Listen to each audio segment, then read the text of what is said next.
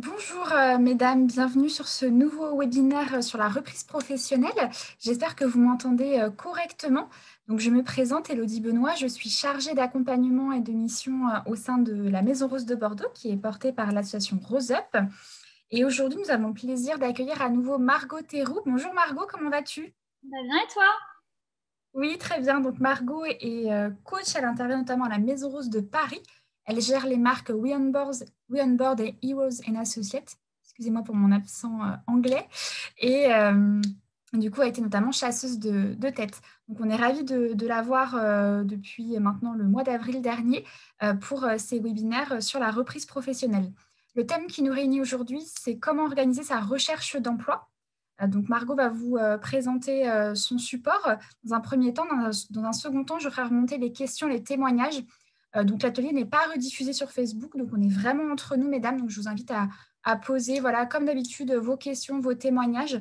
On a la chance d'avoir Margot pour y répondre en direct. Donc, c'est aussi tout l'intérêt de ce webinaire. Donc, sans plus tarder, je laisse la parole à Margot. Petit point technique, vous avez un petit bouton Q&R en bas de votre écran. Vous pouvez poser vos questions, on y répondra tout à l'heure. Et vous avez également un petit chat, une petite conversation sur laquelle, si vous souhaitez nous dire deux, trois petites choses.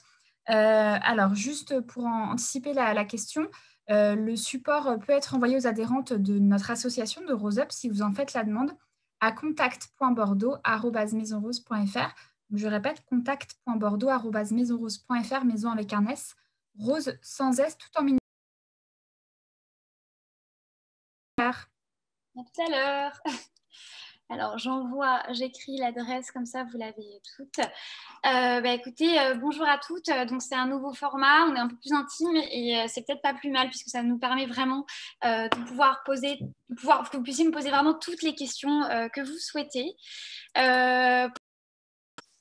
Aujourd'hui, j'ai décidé de faire un PowerPoint parce que c'est une question qui est tellement complexe, qui est tellement chargée, que j'ai envie que vous soyez vraiment totalement concentrés sur la présentation et que ainsi vous ne vous souciez pas du coup de la prise de notes. Alors, je vais voir si je peux mettre ça en plein écran. Est-ce que vous voyez bien? Alors, est-ce qu'il y a quelqu'un qui peut me dire si vous voyez bien Oui, Margot, on voit en plein bien. écran, c'est bon. Je suis toujours en fond. Tu m'entends? Oui, On voit bien ton écran. C'était ta question par ouais, rapport à on voit ton... bien on voit bien le plein écran, on voit pas les slides sur le côté. Non, on voit que ton plein écran. Ok, bah c'est bien, comme ça c'est nickel. Moi j'aime bien quand c'est bien lisse. Donc, la recherche d'emploi, de manière générale, est un travail à temps plein qui est souvent sous-estimé par nos amis, notre famille, les médias aussi, qui parfois, dans certains des cas, font passer les chômeurs pour de véritables glandeurs. Alors que ce n'est pas du tout le cas. Et si jamais quelqu'un vous dit ça, eh bien c'est très simple, séparez-vous de cette personne. Aujourd'hui, alors la recherche d'emploi, elle peut s'effectuer lorsqu'on est en poste ou lorsqu'on est en poste et qu'on a envie vraiment de partir, ou lorsqu'on est en poste et qu'on se pose des questions, ou alors lorsqu'on n'est pas en poste et qu'on est vraiment dans une démarche active. Quoi qu'il en soit, vous avez des recruteurs qui peuvent parler de démarche active et ou passive. Active, c'est vraiment quand vous allez être dans cette phase d'action, d'organisation. Et la démarche passive, c'est quand vous allez être en entreprise ou en institution ou en hôpital, enfin peu importe, et que vous allez prêter une oreille plutôt attentive à ce qui se passe. Là, bien évidemment, on est dans une démarche active, c'est-à-dire que je vous ai fait tout un petit programme sur plusieurs semaines pour que vous puissiez maximiser votre recherche d'emploi et trouver l'opportunité qui vous plaît. Donc, comme je vous le disais, une recherche d'emploi est un travail à temps plein, d'où l'intérêt de bien être organisé et de bien structurer sa recherche pour ne pas être épuisé. Cette recherche d'emploi va être structurée en 3 temps. En amont, un temps préparation, pendant, pour passer à l'attaque, et après, créez-vous une organisation. Bien évidemment, les points les plus importants sont bien sûr les points 1 et le point 2. Alors, en amont, êtes-vous prête? On respire. Première chose à faire, l'angoisse, la peur ou la pression externe vient sur nos épaules comme le poids du monde. Or, que vous soyez en poste ou non, Souvenez-vous de ce proverbe italien, qui va piano, qui va sano, c'est-à-dire, alors attendez, hop, je crois que déjà, c'est pas qui va piano, c'est qui va sano, c'est qui va piano va sano, c'est-à-dire quand on va, qui va loin, attendez, qui va doucement va plus loin que quelqu'un qui va trop vite. C'est dommage parce qu'avant, j'ai fait l'italien et j'avais la traduction parfaite, mais là, je l'ai plus, c'est pas grave. Quoi qu'il en soit, l'idée, c'est vraiment de prendre son temps pour faire les choses correctement, plutôt que de se presser et de mal les faire. La deuxième question, c'est avez-vous un projet professionnel clair? C'est-à-dire avant de rechercher, mais oui, mais rechercher quoi? C'est ça la vraie question. Et donc, savez-vous ce que vous voulez? Pour le savoir, vous devez cocher ces différentes questions, ces différentes affirmations. Première affirmation, la localisation de mon futur poste est claire. Ville et ou département et ou région. Je sais où je veux travailler. Deuxième affirmation, je sais le ou les secteurs d'activité dans lequel ou lesquels je souhaite exercer.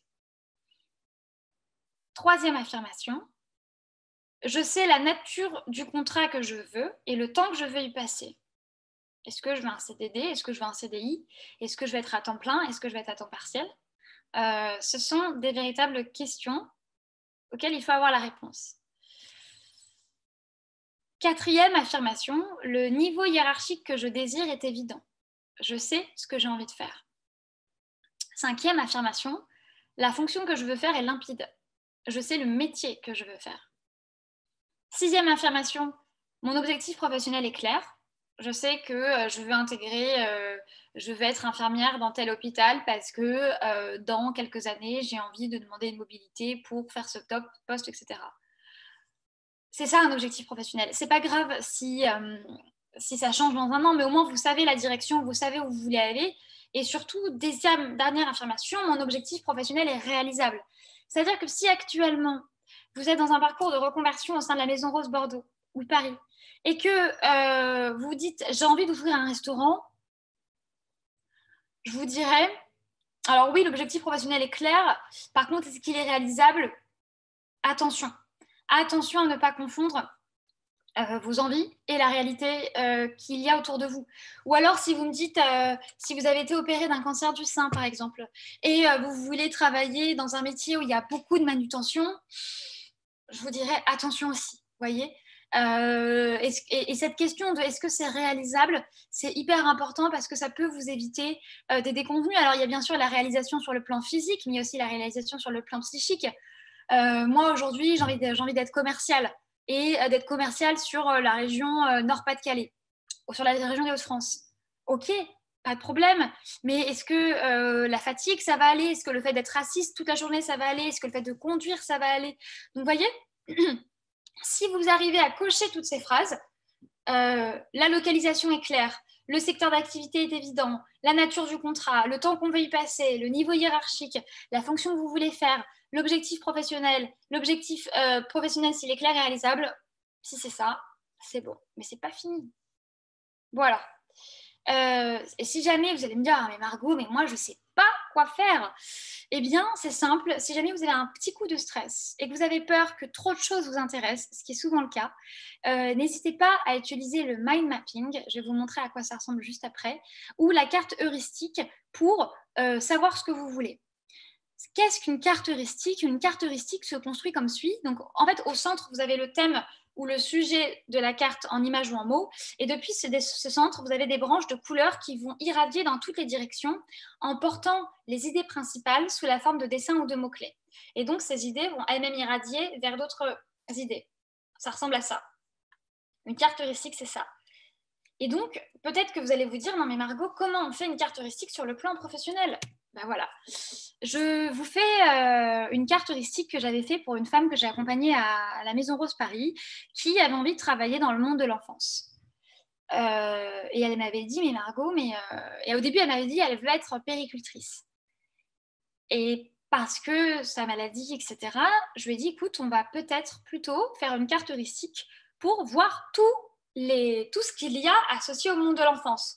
Donc, vous voyez, j'ai mis en rose l'idée centrale et ensuite, j'ai mis les idées secondaires, tertiaires, voire quaternaires. Et donc là, par exemple, dans la phrase « Margot, j'ai envie de travailler dans le monde de l'enfance », eh bien, il y a le monde de l'enfance, ok, il y a l'éducation, il y a les soins, il y a les objets. Il y en a bien sûr plein d'autres. Hein. Et donc, dans l'éducation, il y a professeur vacataire, enseignant en petite section, enseignant en primaire, enseignant en collège. Dans les soins, il y a le fait d'être péricultrice, infirmière, sage-femme. Dans les objets, il y a les jouets, les textiles, les livres. Et dans le textile, il y a la création de livres, il y a la création de vêtements, il y a la vente de vêtements. Et vous voyez, en fait, finalement, le monde de l'enfance, c'est pas que un petit truc, c'était pas que être péricultrice. Et l'idée que l'on a fait avec cette membre de Rose Up, c'est on s'est dit, on va essayer de trouver, parce qu'elle aimait beaucoup son métier. Je dis, on va essayer de trouver le lien entre ce que tu veux faire, tes compétences. Et donc, l'idée, ça a été de lui trouver un poste qui puisse, ou elle puisse refaire la même chose, mais dans le secteur de l'enfance. Une fois que vous avez trouvé votre projet professionnel, vous avez exploré les différents secteurs, la vraie question, c'est votre CV est-il prêt? Alors, je ne vais pas vous refaire un atelier, puisqu'il faudrait 1 heure encore pour faire le CV, mais sachez qu'ils sont sur la page YouTube ou Facebook pour retrouver le webinaire qui est dédié au CV. Et donc là, la question, c'est est-ce que vous avez retiré vos informations personnelles? L'âge, la situation personnelle, etc. Est-ce que votre CV est-il bien structuré avec les compétences, les formations, l'expérience, les qualités, les activités extra-professionnelles? Est-ce que vous avez trouvé la solution pour la maladie? C'est-à-dire pour celles qui n'étaient plus en entreprise ou en poste à partir du moment quand elles ont eu le cancer. Est-ce que vous avez trouvé une technique qui vous corresponde, puisque on l'avait bien vu déjà de nombreuses fois avec Elodie, il y a 4 ou 5 façons de présenter le cancer sur un CV. Après, ça va dépendre de comment vous vous sentez avec la maladie, comment vous avez envie d'en parler, etc. Donc, est-ce que vous avez trouvé la solution qui vous convenait? Ensuite, une autre question qui peut se poser sur votre CV, c'est est-ce qu'il est lisible, sans faute d'orthographe, une seule police, avec 1 ou 2 couleurs? Est-ce qu'il vous met-il en avant? C'est-à-dire, est-ce que quand je lis votre CV, j'ai l'impression que c'est le CV du voisin ou de la voisine? Si la question. En fait, c'est simple. Si vous voyez votre CV et vous lisez les missions ou les réalisations et vous vous dites je suis capable de copier-coller ça et le donner à n'importe qui, c'est que c'est pas assez précis, c'est que ça vous met pas assez en avant. Donc, dans le CV, vous allez mettre, au lieu de dire management d'équipe, vous allez marquer management d'équipe, 2 points, gestion d'une équipe de 15 personnes à différents niveaux hiérarchiques, accompagnement, gestion et évolution. Vous voyez, il y en a un, ça parle un peu plus. Autre question avant de vous lancer dans votre et que vous devez impérativement vous poser, c'est les centres d'intérêt sont-ils présents? Et enfin, est-ce que votre CV est en format PDF? Voilà. Autre question à vous poser. Votre lettre de motivation est-elle structurée? Alors là, pareil, on avait fait un webinaire sur les lettres de motivation, donc je ne vais pas remonter dessus, mais est-ce qu'elle respecte le format vous, nous, moi, ou au contraire le format vous, moi, nous? C'est-à-dire, je parle de l'entreprise en premier, je parle de ce que je peux apporter à l'entreprise et je termine sur moi, ou au contraire, je parle de l'entreprise en premier, je parle de moi, et ensuite, je mets en lien mes compétences avec le besoin de l'entreprise.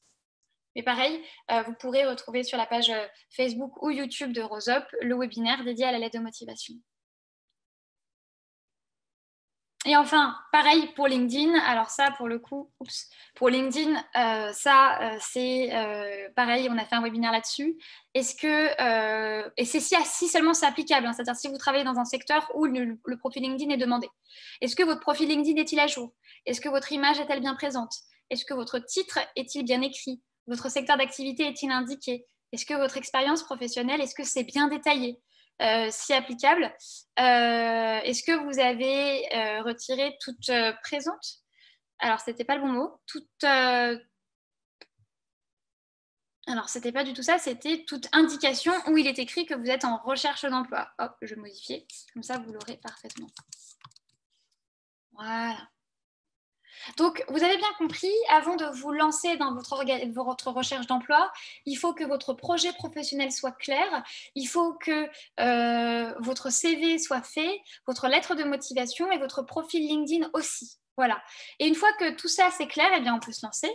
Passer à l'attaque. Alors, première chose à faire, organisez vos journées. Je vous ai mis un template à la fin pour organiser vos journées, mais la recherche d'emploi est un emploi à temps plein, je vous l'ai déjà dit, et ne passez pas vos heures derrière le PC à errer, mais au contraire, établissez-vous des plages horaires fixes. Par exemple, alors j'en ai fait un peu plus détaillé à la fin, mais le lundi après-midi, je fais des candidatures spontanées. Le mardi matin, je suis sur LinkedIn. Le mardi après-midi, je réponds à des annonces, etc., etc., etc. Et le fait, en fait, de cadrer dans votre agenda, soit papier, soit sur l'ordinateur, différentes plages horaires où vous allez consacrer à une activité, eh bien, ça va vous permettre de souffler et de ne pas avoir l'impression que vous n'avez rien fait. Parce que vous saurez que le lundi après-midi, c'est de la candidature spontanée, que le mardi matin, vous êtes sur LinkedIn et ça va vous soulager parce que vous allez avoir un... Et dedans, vous pouvez mettre des webinaires Rose Up, vous allez pouvoir mettre un petit peu de marche, si vous pouvez, etc. Donc, vous voyez, le fait d'organiser vos journées comme si vous étiez finalement en entreprise, ça va vous redonner un rythme et ça va vous faire vous sentir bien. La deuxième astuce, c'est inscrivez-vous sur le site de Pôle emploi si ce n'est pas fait. On a tendance à sous-estimer ce site alors qu'il est une véritable mine d'or et propose entre autres des ateliers, des accompagnements, des journées de job dating, etc. Remplissez vraiment votre profil dessus, puisqu'à ce jour, c'est le seul site gratuit pour les entreprises donnant accès à autant de profils. En effet, sur Pôle emploi, vous avez aujourd'hui la plupart des PME ou des ETI vont recruter grâce à Pôle emploi. Elles vont aller dessus, elles vont voir des CV, etc. Donc, ne négligez pas Pôle emploi. En plus de ça, ils ont travaillé sur la refonte et l'expérience digitale de leur site, ce qui fait que c'est beaucoup plus limpide, c'est beaucoup plus pratique et ça peut vous permettre effectivement d'avoir accès à tout un tas d'ateliers, d'avoir accès à des formations, etc. Donc vraiment, première chose à faire, inscrivez-vous sur le site de Pôle emploi.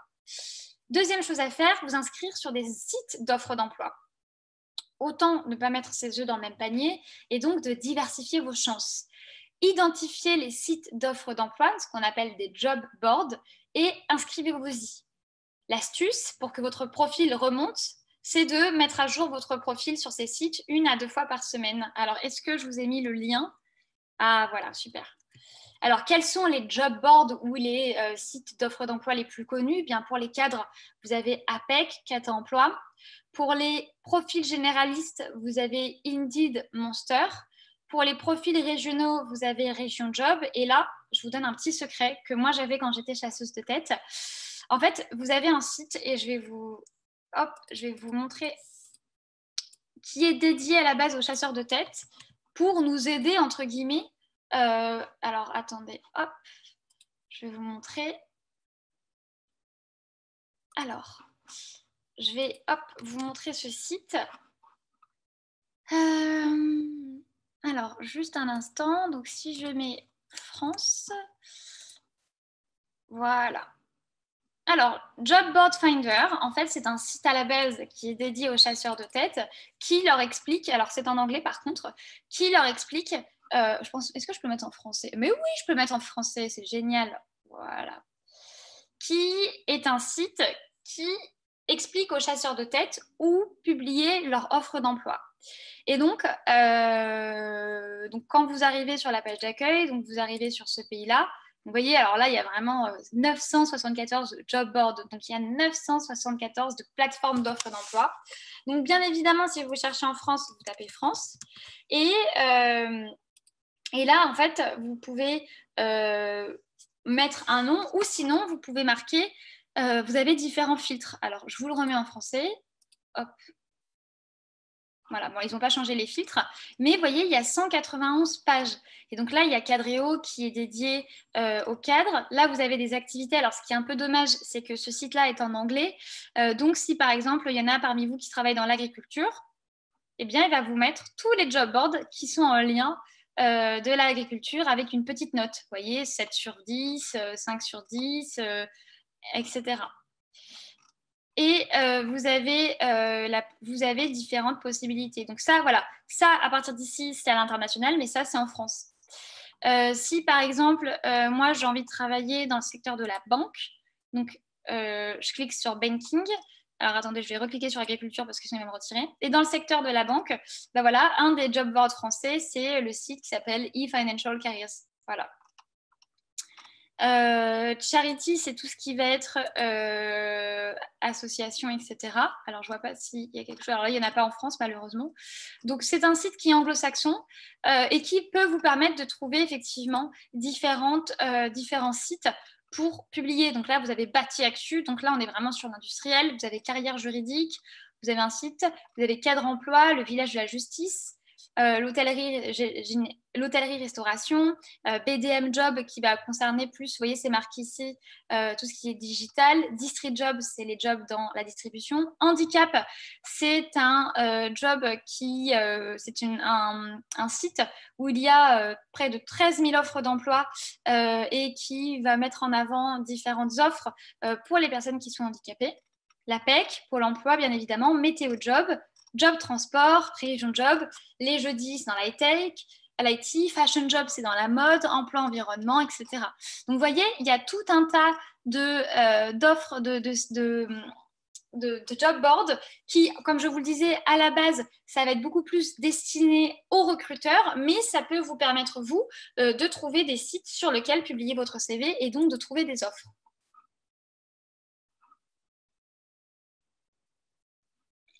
Alors, je repartage mon écran. Hop.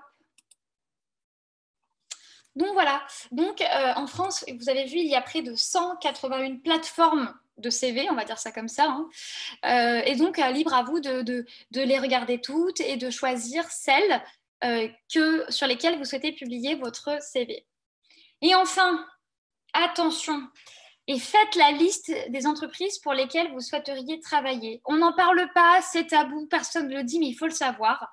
Les offres visibles que vous voyez sur l'ensemble de ces plateformes ne représentent que 15% du marché du travail. Aujourd'hui, la candidature spontanée, ce n'est pas à négliger. Il faudrait idéalement que vous identifiez les entreprises dans lesquelles vous souhaitez travailler et les contacter directement au moyen soit par mail, soit de LinkedIn. Vous vous rendez compte, aujourd'hui, les offres d'emploi qui sont publiées, c'est la partie émergée de l'iceberg. On ne voit pas la profondeur. On ne se doute pas à quel point aujourd'hui tout se fait par de la prise de contact, etc. Et donc, ne vous inquiétez pas, hein, vous allez avoir le PowerPoint. Pour savoir, une fois que vous avez fait, une fois que vous vous dites, OK, je vais faire une démarche de recherche active, eh bien, dans ces cas-là, vous pouvez vous faire un petit tableau en disant le type de message envoyé, est-ce que j'ai une réponse, quand est-ce que je peux relancer, quel est le nom de l'entreprise, le site de l'entreprise, le secteur de l'entreprise, le nom, le prénom et les coordonnées de la personne que j'ai contactée. Et là, vous allez me dire, ah, mais Margot, qu'est-ce que j'envoie comme message? Pas de souci. Sur LinkedIn, je vous ai préparé 2 messages à copier. Alors, bien sûr, hein, vous remplacez le prénom et le X. Pour celles qui sont sur LinkedIn, vous faites un message de demande d'ajout. Bonjour, il est important pour moi d'être en relation avec des personnes influentes et experts dans le domaine. Vous mettez le nom de domaine. À ce titre, je me permets de solliciter cette demande d'ajout. Bien à vous. Et une fois que la personne a accepté, ne vous inquiétez pas, j'ai pensé à tout. Il faut solliciter un appel et c'est à partir de là que vous allez développer votre réseau. C'est pas que en envoyant des CV. Une recherche d'emploi, c'est pas qu'une technique, c'est plusieurs techniques. Une fois que vous avez envoyé cette demande d'ajout à quelqu'un, il faut lui solliciter du coup ce fameux appel. Et comment solliciter un appel? Eh bien voilà, hop, la personne elle a accepté. Bonjour, je vous remercie pour votre acceptation de ma demande d'ajout. Comme je vous le précisais dans mon précédent message, j'ai souhaité vous ajouter car vous êtes une personne experte dans votre secteur d'activité ou dans votre activité. Bien évidemment, vous remplacez votre activité par le nom de l'activité en question. À ce titre, et c'est là où ça devient intéressant, j'aurais souhaité échanger 10 minutes avec vous pour comprendre votre vision et comment concrètement vous appréhendiez la crise actuellement ou autre sujet. Pourquoi? C'est-à-dire que là, en fait, vous allez vous contacter une personne, vous lui dites, voilà, j'ai envie qu'on s'appelle pour vous m'expliquer comment ça se passe pour vous. Bien évidemment, on le sait, vous et moi, que c'est pour une recherche d'emploi, mais il faut y aller doucement. Et donc, une fois que la personne a accepté, 3e étape, lors de l'appel, eh bien, ne jamais, au grand jamais, parler de soi lors du tout premier contact, sauf si la personne vous le sollicite. C'est-à-dire que vous pouvez lui poser quelques questions. Quelle est votre histoire? Pourquoi avoir choisi votre métier? Quels sont les enjeux que vous rencontrez aujourd'hui avec la crise sanitaire? Et si vous posez les questions à la personne, si elle est normalement constituée et si elle a appréhendé et retenu le b.a.-ba de l'éducation, elle est censée vous poser une question en retour et de vous dire, et alors, et vous? C'est-à-dire qu'une fois qu'elle aura bien parlé pendant 10-15 minutes, elle va normalement s'intéresser à vous en disant bon, bah, écoutez, très bien, pourquoi vous m'avez sollicité cet appel, etc. Et là, en fait, vous pouvez lui dire que, écoutez, moi en ce moment, je suis dans une démarche de recherche, je recherche de nouvelles opportunités. Et vous ne dites pas j'ai besoin d'un travail. Non, non, non. Vous dites je recherche des nouvelles opportunités et je voulais prendre la température sur le marché. Je voulais prendre la température pour savoir comment ça se passait. Et en fait, si vous montrez que le message principal, ce n'est pas le fait que vous êtes à l'écoute, mais que vous preniez la température, bah, la personne elle va retenir que vous êtes en recherche. Et donc, du coup, ça se trouve à vous dire, mais attendez, nous, on recrute. Ou alors, ah bah attendez, je connais quelqu'un qui a recruté. Et vu qu'elle aura déjà passé 10 minutes avec vous, que vous serez intéressé à elle, etc., il y aura déjà un petit contact. On sera un peu dans une... voilà, ce ne sera pas froid, il y aura une petite attention. Et là, en fait, c'est comme ça que ça marche. C'est comme ça qu'on démarche les offres d'emploi. Voilà. Donc, autre technique... vous pouvez bien sûr faire cette technique-là ou sinon aller sur le site des entreprises que vous avez identifiées et faire des candidatures spontanées. N'ayez pas peur d'oser et de leur soumettre votre CV en respectant le modèle de la lettre de motivation et en expliquant pourquoi vous êtes la personne qu'il leur faut. Beaucoup de sites aujourd'hui disposent d'un site, d'un onglet qui s'appelle On recrute ou recrutement ou avec une adresse généraliste. Eh bien, ne vous limitez pas, n'hésitez pas à leur envoyer un CV.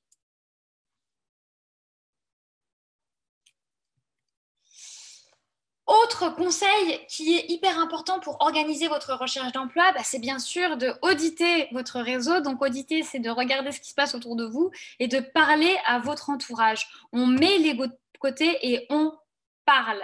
Rapprochez-vous de vos anciens professeurs et camarades de promotion, de vos anciens collègues, de votre entourage familial et amical pour leur dire que vous cherchez. Dressez-en la liste de toutes les personnes que vous allez contacter et en faisant figurer à côté de chacun son entreprise, sa fonction, l'origine du contact. Et pour exploiter au mieux de votre réseau, complétez ce fichier au fur et à mesure qu'il se développera. Il faut absolument que vous parliez autour de vous, que vous le fassiez savoir. C'est-à-dire que ça se trouve, vous avez un de vos amis ou un membre de votre famille qui connaît quelqu'un, etc. Et ça peut aller vite. Une recommandation, c'est toujours... L'effet d'une recommandation, il est 10 fois plus important dans une prise de contact que lorsque c'est de but en blanc. Donc, ne sous-estimez pas votre entourage, ne sous-estimez les personnes que vous pouvez rencontrer, mais même dans un cadre qui ne s'y prête pas du tout. Enfin, si jamais vous êtes venu sur les Maisons Roses et vous avez rencontré des personnes qui sont en poste et dont le secteur d'activité vous intéresse, n'hésitez pas à leur dire aussi. Voilà, lors d'une conversation ou quoi que ce soit, on ne sait jamais. Le point 7, c'est bien sûr de sortir et de rencontrer du monde. Alors, la situation sanitaire étant ce qu'elle est, les rencontres professionnelles, j'en conviens, sont plus difficiles à faire. Mais il existe tout de même un tas de possibilités pour rencontrer du monde, même virtuellement. Vous avez les associations de votre ville, vous avez les associations de votre métier qui peuvent continuer à se réunir même en ligne, et vous avez les réseaux de votre secteur d'activité. Donc, peu importe le Covid, moi je sais que je suis membre d'un réseau pour les femmes entrepreneurs, eh bien on continue à se voir même à distance, etc.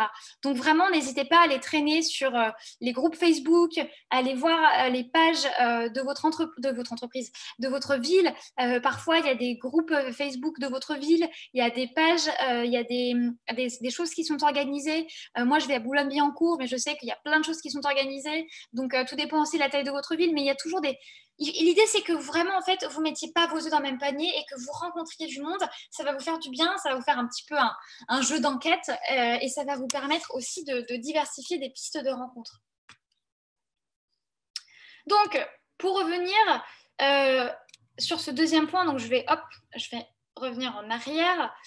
Donc, pour passer à l'attaque, il faut organiser vos journées et je vais revenir dessus dans quelques instants. Vous inscrire sur le site du Pôle emploi si c'est possible, vous inscrire sur des sites d'offres d'emploi, vous faire la liste des entreprises pour lesquelles vous souhaitez travailler, contacter les personnes de ces entreprises, soit au moyen de LinkedIn, soit sur le site des candidatures spontanées.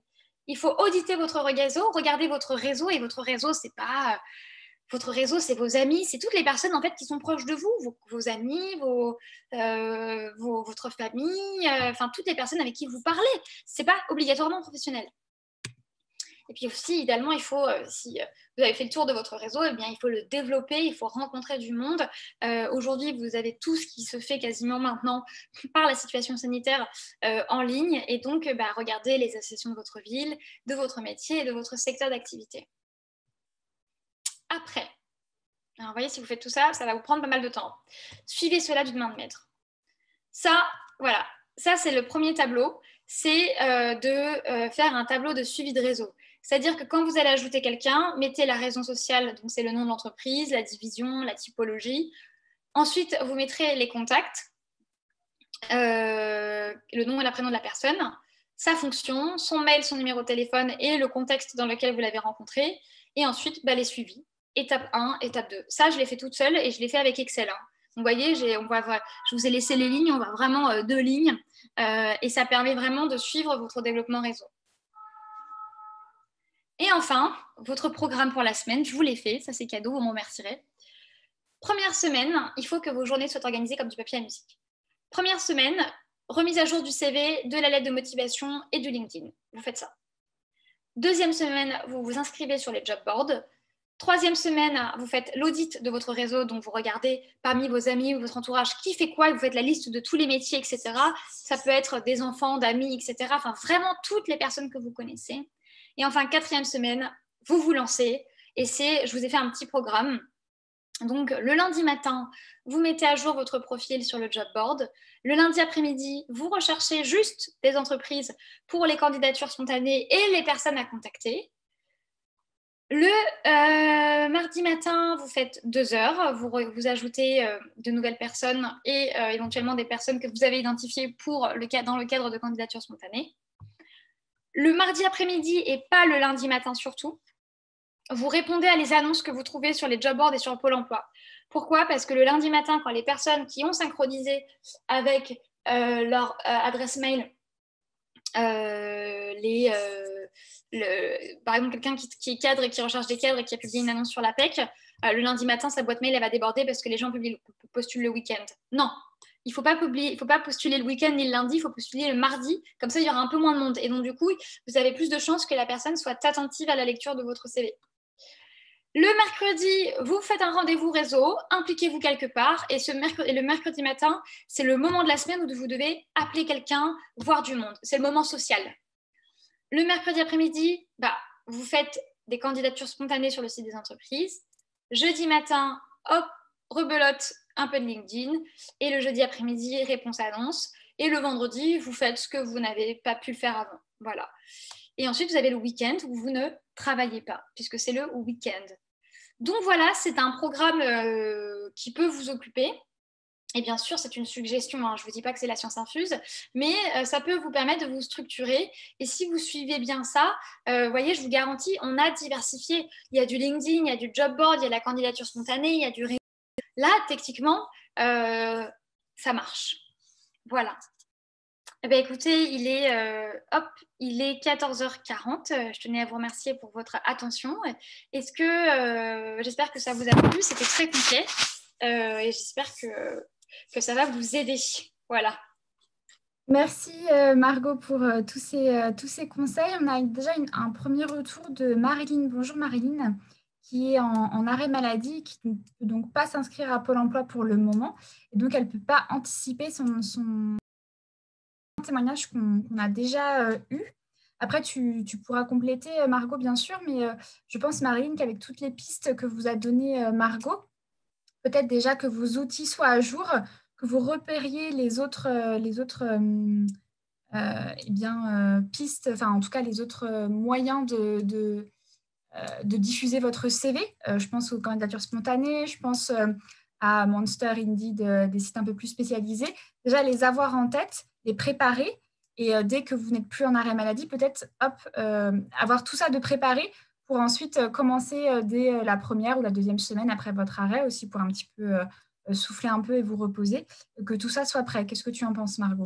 Exactement, alors, tu l'as parfaitement dit, et c'est exactement ce que je voulais, un des messages que je voulais vous transmettre avec cet atelier, c'est ne mettez pas vos œufs dans le même panier en fait.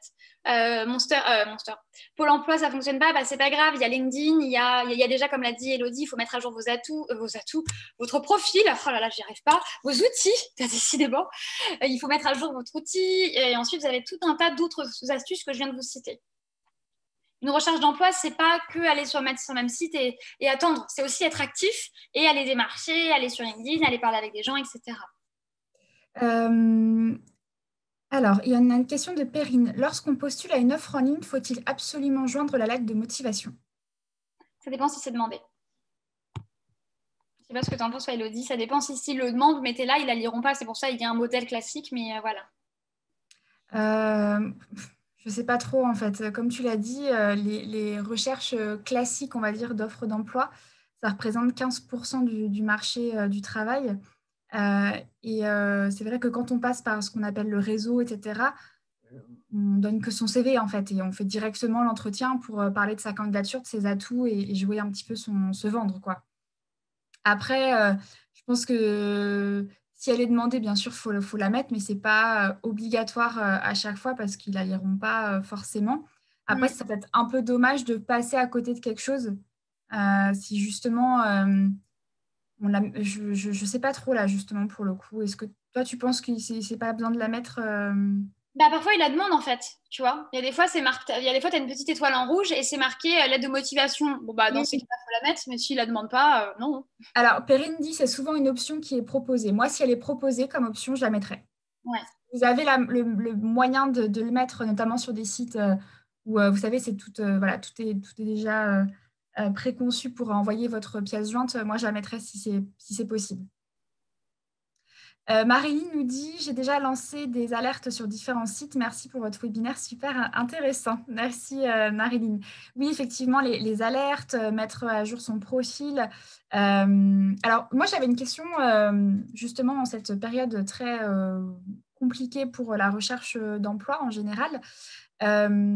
Tu sais, souvent, on parle d'enquête de ce que tu as dit par rapport à être actrice de son parcours, de retour d'expérience. Moi, c'est quelque chose que j'ai beaucoup fait au début de ma carrière, justement pour me faire mon réseau. C'est d'aller rencontrer des personnes, de leur demander par téléphone ou en direct, de les rencontrer, de prendre un rendez-vous et qu'ils m'accordent un quart d'heure, 20 minutes pour parler justement, poser des questions sur leur métier, etc., leur journée type, ce qu'ils font, la formation qu'ils ont eue, comment ça se passe chez eux, etc. Et, euh, et en fait, là, on est en période de pandémie et que du coup, soit les choses sont fermées ou alors on privilégie évidemment le télétravail ou le Zoom, est-ce que tu penses que c'est quelque chose qu'on peut continuer? Tu as parlé tout à l'heure sur LinkedIn de demander un rendez-vous. Est-ce que tu penses que des retours d'expérience ou des enquêtes métiers, ça peut aussi être fait en Zoom ou en visio ou par téléphone? Ah, bien sûr, bien sûr. Moi, j'ai été contactée récemment pour ça. Je refuse pas à la personne, quoi. On a besoin de ce lien et après, ça dépend comment vous êtes à l'aise, comment les personnes sont à l'aise. Mais si la personne est à l'aise face caméra, bien sûr, il faut. Il faut effectivement. C'est vrai que je ne l'ai pas précisé, tu as raison de le préciser, Elodie. Quand on demande un appel, effectivement, moi j'ai mis le prétexte c'est la situation sanitaire, comment le secteur d'activité est affecté, mais vous pouvez aussi. Après, ça dépend le profil de la personne. Si c'est quelqu'un qui a 20 ans de métier et qu'elle va demander à quelqu'un d'un peu plus junior son expérience sur le secteur, ça fait un peu bizarre. Donc c'est Ouais, pour bien ça que sûr. je fais toujours un élément de contexte, histoire du style, même ça peut être n'importe quoi, hein, le Nouvel An, la Saint-Valentin. La tu choisis Saint-Valentin. disant, bah voilà, je suis fleuriste, comment ça se passe avec les fleurs, est-ce que les roses viennent du Kenya. Ok, donc oui, on peut toujours continuer justement ce réseautage parmi LinkedIn, mais aussi les enquêtes métiers via le téléphone ou le Zoom ou peu importe notre plateforme. Ok, alors on a une question d'Emma. Bonjour Emma, qui est dans le secteur de l'audiovisuel et qui enseigne aussi dans ce secteur à l'université sur l'audiovisuel. Oui. Et elle demande, est-ce qu'il y a, voilà, quand on est comme ça dans un secteur très spécifique comme elle, comment on peut faire? Est-ce que je pense que c'est ça votre question, et Emna, pardon, excusez-moi, j'ai écorché votre prénom. Mais est-ce qu'on a peut-être d'autres pistes quand on est dans un secteur aussi particulier que le sien? Alors, les pistes que j'ai données, elles s'appliquent à tous les secteurs, hein. C'est pas propre à un secteur. C'est-à-dire que dans le secteur de l'audiovisuel, il doit y avoir une association professionnelle, il doit y avoir des groupes, il doit y avoir des partages, des groupes d'entraide, des partages d'échanges, etc. Donc, en fait, c'est vraiment la même technique, hein. Pour le coup, cette technique-là, elle s'applique aussi bien dans des personnes qui travaillent. Alors, éventuellement, les seules personnes chez qui c'est un peu plus compliqué, c'est dans le secteur de la fonction publique, parce que là, les postes, on les a par concours. Voilà. Mais Après, non, on peut être aussi, excuse-moi, je te coupe, mais on peut également être dans un contexte, pardon, pour les fonctionnaires, enfin dans la fonction publique territoriale en tout cas, on peut aussi être contractuel. oui, Donc vacataire, oui, tout à fait, bien sûr. ouais, on peut aussi les contacter justement pour voir voilà, comment elles sont arrivées là et comment ça s'est passé. Bien sûr. Oui, oui, donc effectivement, Emna, voilà, effectivement, comme le dit Elodie aussi, enfin, ça s'applique partout, hein, les techniques, hein, vraiment partout. Il ne faut pas se mettre des freins. Dans chaque métier, il y a du réseau, dans chaque métier, il y a des associations, dans chaque métier, il y a des groupes, dans chaque métier, il y a...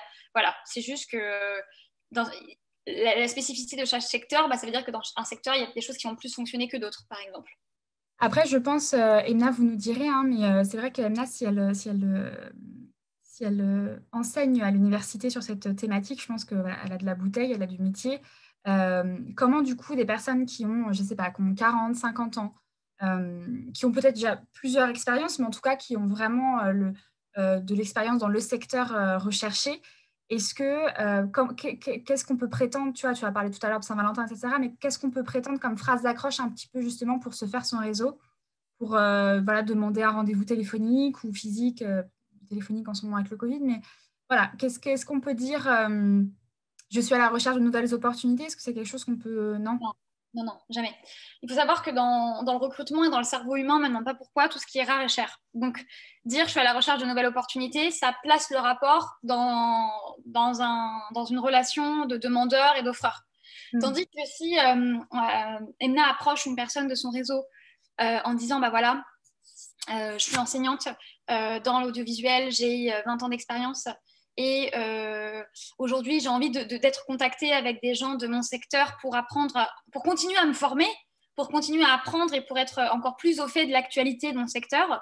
C'est pas du tout la même approche que bonjour, j'ai X années d'expérience et je cherche un job. Donc en fait, on peut maquiller, si je peux me permettre le mot, la prise de contact dans l'envie de se perfectionner. Ok. Tu vois, enfin, moi, je sais qu'il y a plein de personnes, je contacte plein de personnes en égalité professionnelle ou sur la com sur LinkedIn, en leur disant, et à juste titre, hein, en leur disant, bah voilà, je me permets de vous ajouter parce que j'ai envie de me former. J'ai vu que vous postiez flatté, hein. J'ai vu que vous postiez des articles hyper intéressants, et donc du coup, vous êtes une source fiable dans votre secteur, et voilà, c'est pour être au plus près de vous. Et est-ce qu'une personne qui, par exemple, a 40, 50 ans, sans vouloir faire de l'agisme, je crois qu'on appelle ça, en tout cas de la discrimination basée sur l'âge, mais souvent les femmes qu'on accompagne, on a tout âge, hein, évidemment, dans les Maisons Roses et chez Rose Up en général, mais parfois elles ont 45 ans, 50 ans. Est-ce qu'une personne qui peut approcher une autre personne un peu plus jeune, mais dans le même secteur d'activité, est-ce que, par exemple, lui dire que on recherche, je ne sais pas, on souhaite aussi en savoir un peu plus sur son profil, sur sa manière peut-être de travailler, parce qu'on connaît le secteur d'activité, mais peut-être qu'on travaillait d'une manière il y a 5 ans ou 3 ans, et puis que les pratiques ont évolué. Est-ce que ça, c'est une excuse, entre guillemets, valable, qui n'est d'ailleurs pas une excuse, parce que ça peut être très intéressant pour la personne. Est-ce que c'est un angle d'approche que tu conseillerais, toi? Bien sûr, de se dire, se tenir au fait des évolutions en fait, et des nouvelles pratiques et des nouvelles approches. Voilà. Ok, d'accord, Il faut super. bien préciser parce que sinon la personne elle va croire qu'en fait que vous la chassiez, ça veut Ouais. dire que si moi je suis, enfin ça c'est un biais lié à l'âge, hein, mais si je suis plus âgée qu'une personne et que je contacte une personne plus jeune, elle va croire que j'ai envie de la recruter. Même Ah sans oui, savoir. d'accord. Ça veut dire que on me dit que si on précise dans le message bonjour, voilà, j'ai vu que on était dans le même secteur d'activité, mais que peut-être vous aviez une approche différente du métier, c'est plus. T'es jeune et du coup tu sais, enfin, tu vois, il faut faire attention aussi, quoi. Oui, bien sûr. Parce que moi, si quelqu'un me dit bonjour Margot, vous êtes jeune, j'ai envie de voir comment vous faites les choses, je me dis non, mais ça va, t'as cru que j'étais un modèle de foire ou quoi? Non, voilà, mais l'évolution des pratiques, en fait, tout Voilà, simplement. l'évolution des pratiques, les nouvelles tendances, voilà. Ok. Et après, forcément, les gens qui sont en reconversion professionnelle, là, pour le coup, il n'y a même pas besoin d'excuses parce que forcément, c'est un secteur d'activité que vous souhaitez découvrir, que ce soit via des stages, via de l'alternance ou autre, selon votre formation. Là, pour le coup, c'est tout à fait quelque chose de valable de faire Ah ça. oui, oui, bien sûr, c'est totalement audible, hein, qui est en exploration métier dans le cadre d'une reconversion et qui va interroger les professionnels pour valider ou non son processus de reconversion, bien sûr. Merci Margot. Alors, on a une autre question de Emna qui demande s'il y a un accompagnement individuel prévu. Alors, si vous parlez du coaching en général à la Maison Rose, oui, il y a des accompagnements individuels qui sont proposés. Je sais donc moi, je suis en référente des actions emploi à la Maison Rose de Bordeaux. Pour le moment, on est en liste d'attente parce qu'on a beaucoup de demandes sur l'accompagnement individuel avec nos coachs. On a aussi un accompagnement collectif qui s'appelle Rose Coaching Emploi. C'est un programme collectif unique en France. Vous êtes accompagné pendant 3 mois sur la reprise professionnelle. Donc là, la prochaine session qui va commencer, c'est pour les salariés. Donc, je ne m'étale pas forcément, mais on aura une session au cours de l'année pour les personnes en recherche d'emploi. Parce que salariés et personnes en recherche d'emploi, vous n'avez pas les mêmes thématiques ni les mêmes problématiques. Donc, on vous a dédié des sessions à part. Et la Maison Rose Paris également propose le Rose Coaching Emploi et propose évidemment du coaching individuel. Je vous laisserai les contacter si vous souhaitez directement. Vous tapez Maison Rose Paris. Donc oui, il y a des accompagnements individuels prévus pour nos adhérentes. Mais voilà, nous, après, c'est tout l'avantage aussi de connaître chacune de nos adhérentes et leur parcours parce qu'on va prioriser selon aussi les situations, les besoins et les demandes. Voilà. Je ne sais pas, Margot, si tu veux compléter, je ne pense pas, mais je crois qu'on a fait le tour des témoignages et des questions. Je regarde encore pour être sûre de ne pas en avoir manqué. Alors, Emna, oui, pour les PowerPoint, les adhérentes de RoseUp peuvent en faire la demande à contact.bordeaux@maisonrose.fr. Vous avez l'adresse que Margot a mis tout en haut de la conversation, du petit chat. Vous en faites la demande par mail et voilà, on vous l'envoie si vous êtes adhérente à notre association. Je crois que c'est bon, on a fait le tour des questions. Mesdames, si vous avez d'autres questions, n'hésitez pas. Margot est encore là pour quelques minutes. Non, je pense que c'est OK. Merci beaucoup, Margot, pour tous ces conseils. Donc, mesdames, vous avez du pain sur la planche avec tout ce que vous a donné Margot à faire. Bon courage. Je vous dis à bientôt. Je te dis à dans 15 jours, Margot, pour un nouveau webinaire. Donc, n'hésitez pas à vous inscrire. Maintenant, nos webinaires ne sont plus retranscrits sur la page Facebook. Donc, il faut effectivement vous inscrire comme vous l'avez fait là, mesdames, sur le site de RoseUp. Vous avez tous les liens par semaine et sur les sites des différentes Maisons Roses, vous avez le programme par mois. Donc, vous avez aussi les liens pour vous inscrire directement. Je vous souhaite une très belle fin de journée. À bientôt, Margot. À bientôt, Elodie. Merci beaucoup. Merci à vous, mesdames. À très vite. Au revoir. Au revoir.